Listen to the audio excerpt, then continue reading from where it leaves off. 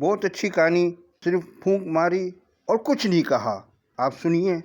अस्सलामु अलैकुम प्यारे बच्चों, आज फिर खूबसूरत और सबक से भरपूर कहानी सुनेगी।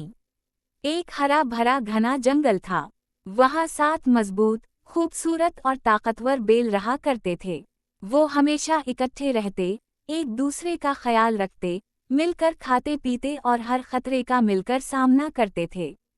उनकी आपस की मोहब्बत और इत्तेफाक इतना मजबूत था कि जंगल का बादशाह शेर भी उनसे डरता था। वो चाह कर भी किसी पर हमला नहीं कर सकता था। शेर ने अपनी चालाक दोस्त लोमड़ी से कहा, जब तक ये बेल मुत्तहिद हैं, मैं उनका कुछ नहीं बिगाड़ सकता। लोमड़ी ने मकारी से मुस्कुरा कर कहा, बस एक बार मुझे मौका दो, मैं सब कुछ बदल दूंगी। अगले दिन लोमड़ी ने एक बेल को तन्हा देखा। वो इसके पास आई और सिर्फ फूंक मारी और कुछ भी नहीं कहा।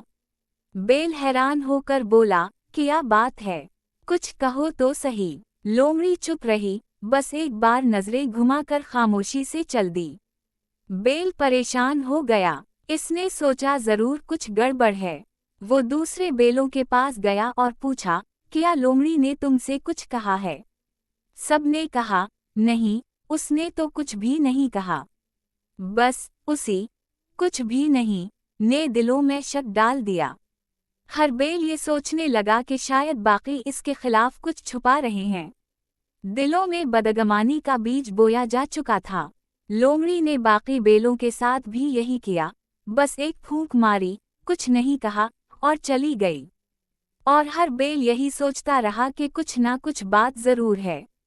चंद ही दिनों में 7 बेल एक दूसरे से दूर हो गए। इन्होंने बातचीत बंद कर दी। वो अब अकेले अकेले घूमते और खाते पीते थे। यही वक्त शेर के लिए बेहतरीन मौका था। उसने एक एक करके सब बेलों को शिकार कर लिया। जब आखिरी बेल को शेर ने पकड़ा तो वो रोते हुए बोला, काश हमने एक दूसरे पर शक ना किया होता, काश हम एक साथ रहते, तो शेर हमारा कुछ भी ना बिगाड़ पाता।